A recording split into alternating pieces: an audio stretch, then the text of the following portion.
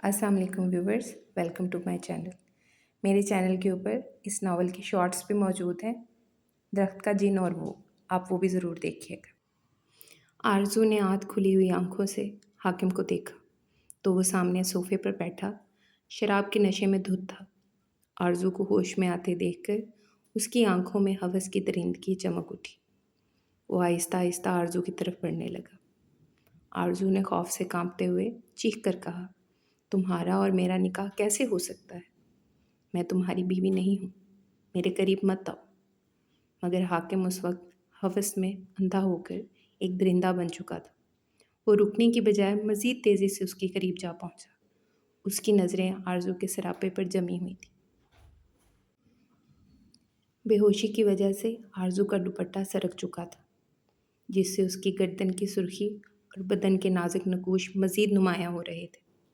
हाकिम की हवस ज़दा नज़रें उसके लबों और बदन के खम पर ठहरी और वो खुद पर काबू खो बैठा। वह आरज़ू के करीब पहुंचकर इस पर हावी होने लगा। बारिशों का मौसम था।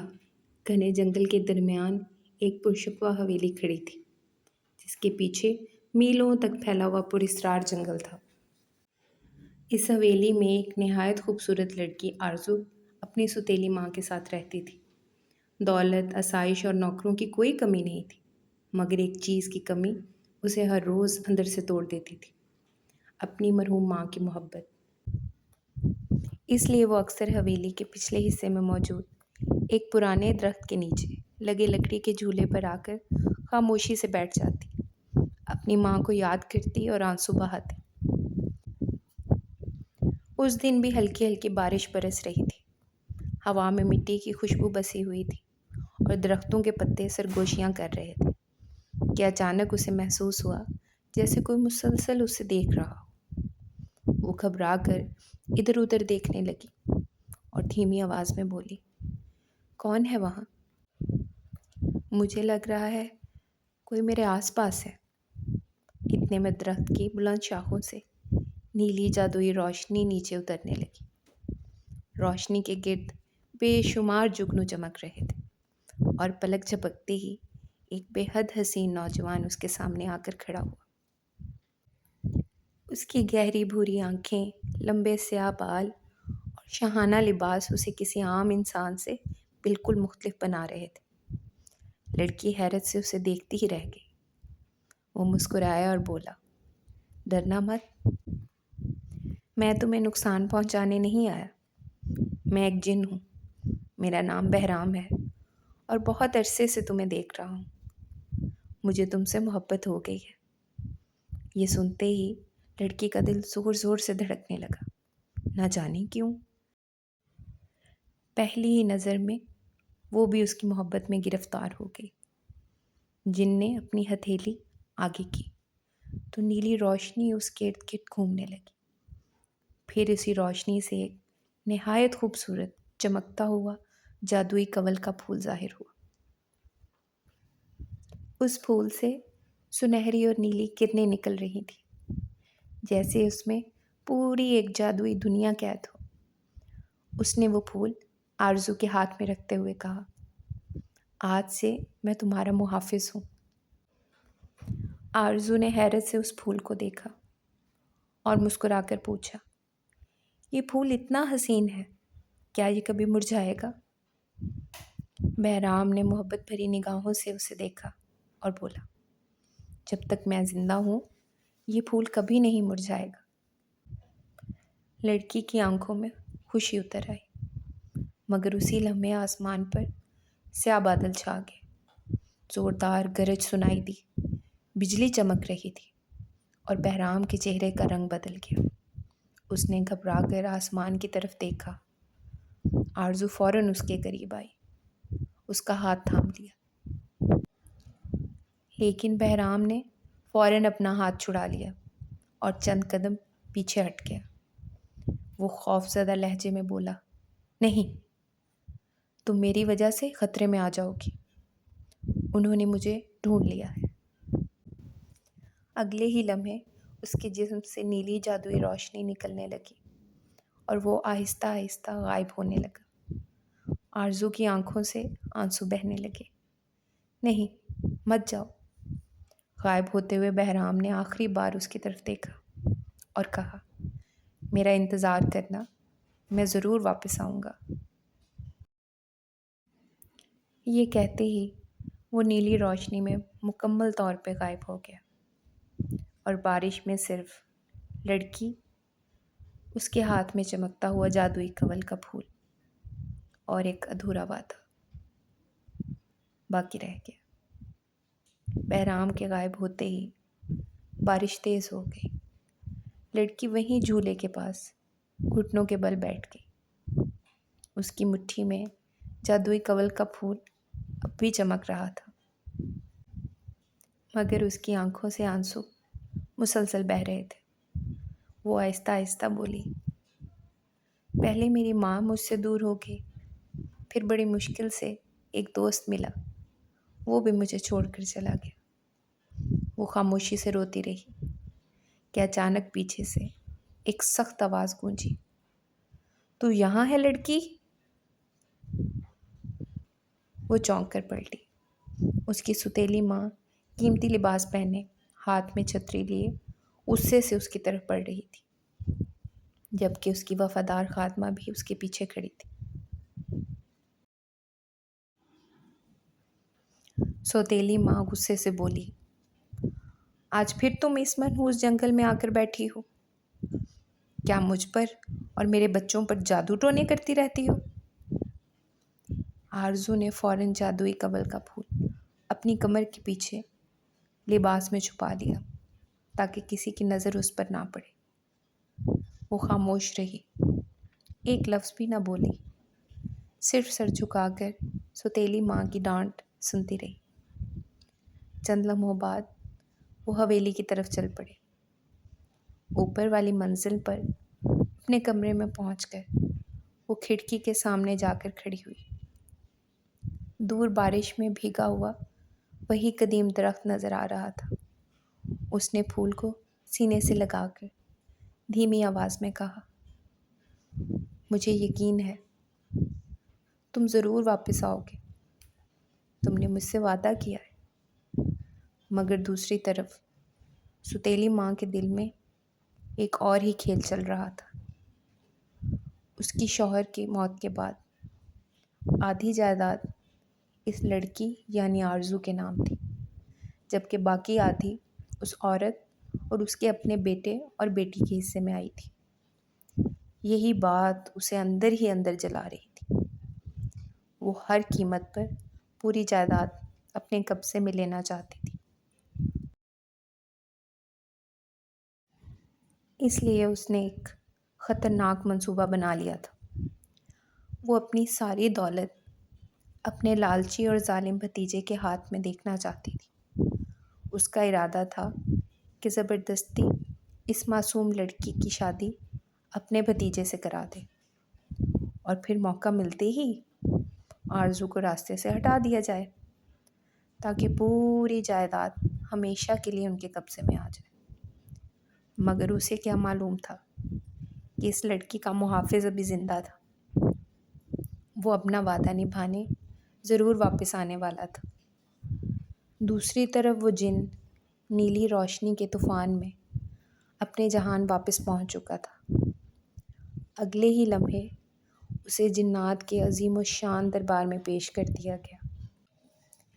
سیاہ پتھروں سے بنا وسیع محل، نیلی آگ سے روشن ستون اور تخت پر بیٹھا جنات کا طاقتور بادشاہ غصے سے اسے گھور رہا تھا۔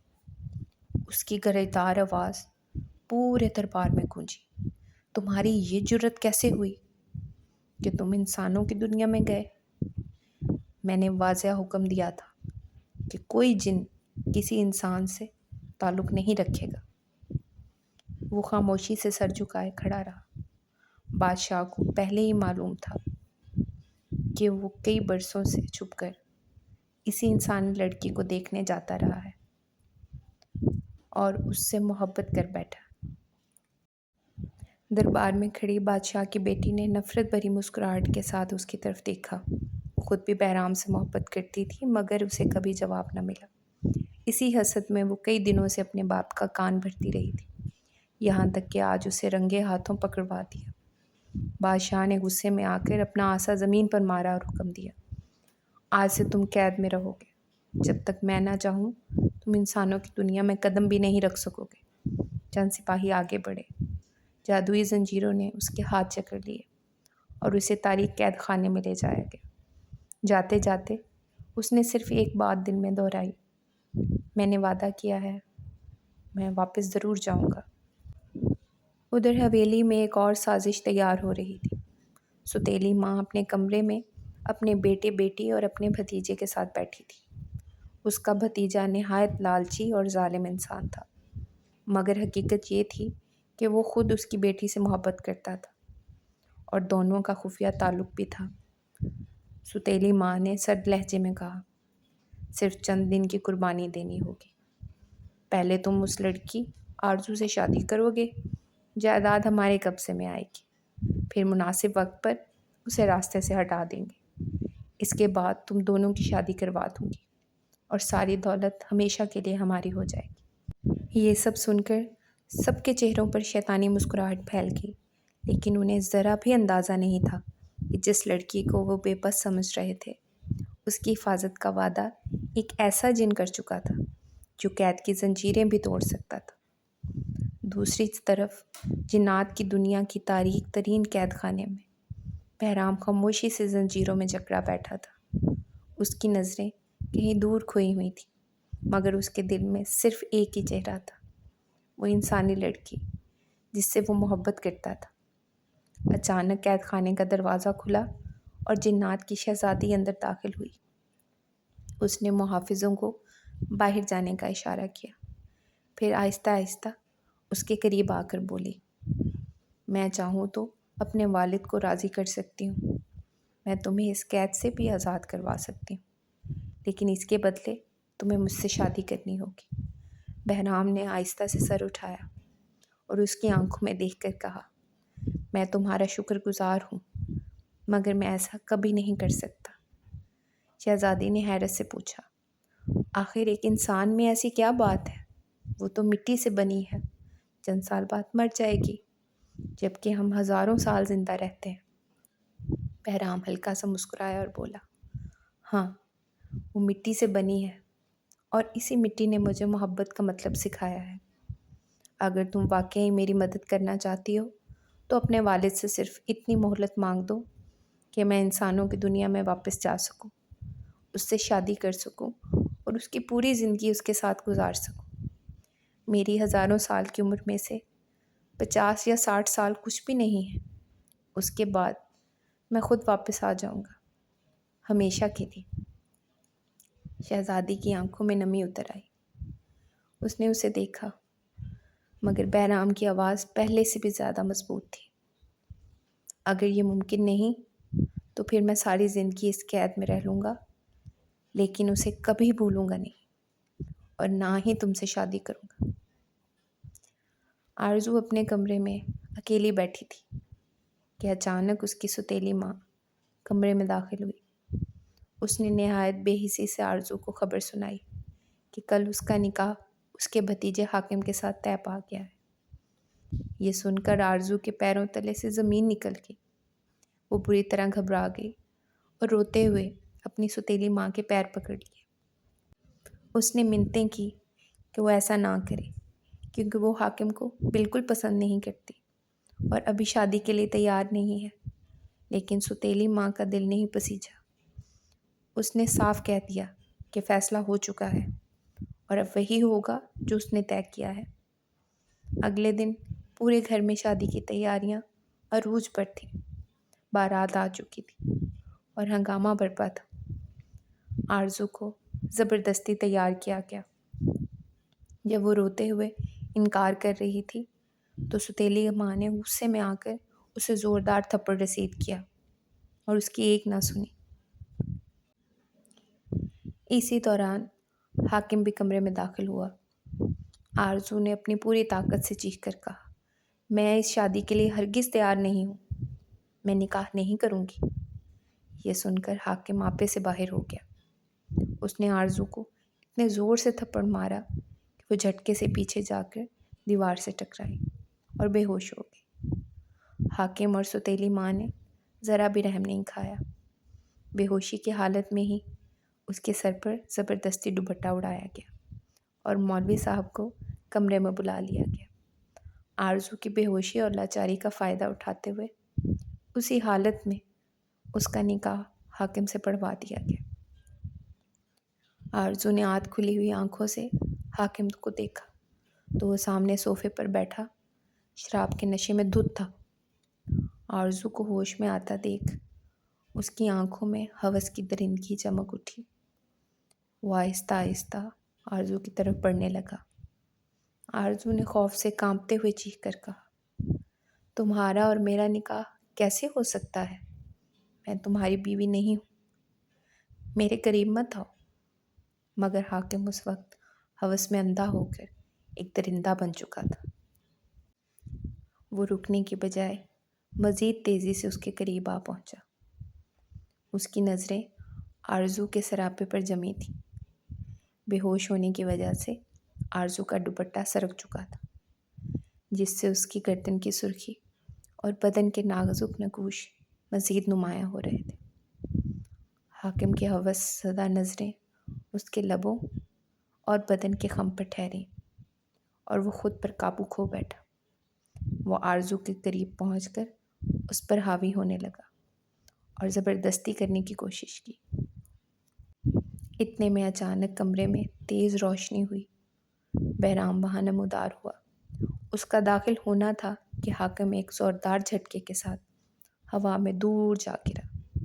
آرزو فوراً اٹھ کر بہرام کے گلے لگ گئی اور روتے ہوئے سسکیاں بھر کر بولی، میری بے ہوشی کا فائدہ اٹھا کر یہ زبردستی نکاح کر چکے ہیں۔ یہ شخص میرا کچھ نہیں لگتا، مجھے یہاں سے بچا لو۔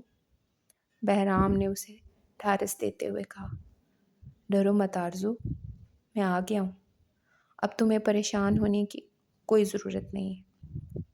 بہرام نے آرزو کے ساتھ ہونے والی تمام زیادتیوں کا بدلہ لینے کے لیے اپنی جناتی طاقت کا استعمال کیا۔ اس نے آرزو کی ستیلی ماں اور اس کی اولاد پر ایسی کاری ضرب لگائی کہ وہ ذہنی توازن کھو بیٹھے۔ وہ ہوش و حواس سے بیگانہ ہو کر اپنی بقیہ تمام جائیداد سے بھی ہاتھ دھو بیٹھے اور پاگلوں کی طرح اپنا سامان اٹھائے خود ہی حویلی سے نکل گئے۔ اس کے بعد بہرام اور آرزو نے ایک نئی زندگی کا آغاز کیا۔ چونکہ بہرام جن تھا، اس کی اپنی اصل عمر تو نہیں بڑھنی تھی، لیکن لوگوں کی نظروں سے بچنے اور آرزو کے ساتھ زندگی گزارنے کے لیے وہ اپنی جادوئی طاقت سے وقت کے ساتھ ساتھ خود کو بوڑھا ظاہر کرتا رہا، تاکہ کسی کو شک نہ ہو کہ وہ انسان نہیں ہے۔ قدرت نے انہیں اولاد کی نعمت سے محروم رکھا تھا، اس لیے انہوں نے 2 یتیم بچوں کو گود لیا اور اپنی بقیہ زندگی انہی کی پرورش میں گزار دی۔ بالآخر 80 برس کی عمر میں آرزو کا وقت رخصت آ پہنچا۔ اس نے اپنی آخری سانسیں بہرام کی باہوں میں لیں۔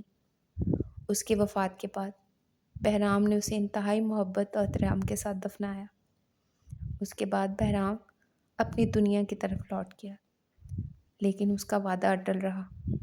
وہ روزانہ آرزو کی قبر پر آتا اور خاموشی سے وہاں بیٹھ کر اسے یاد کرتا، کیونکہ بہرام جانتا تھا کہ محبت کبھی ختم نہیں ہوتی۔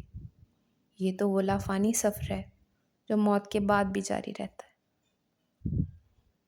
اگر آپ کو میری کہانی پسند آئی ہے تو پلیز میرے چینل کو سبسکرائب کریں اور ویڈیو کو لائک کریں، اور اگر آپ کوئی سجیشن دینا چاہتے ہیں کہ کہانیاں کس طرح کی ہونی چاہیے تو وہ بھی مجھے کمنٹ میں بتائیں۔ بہت شکریہ۔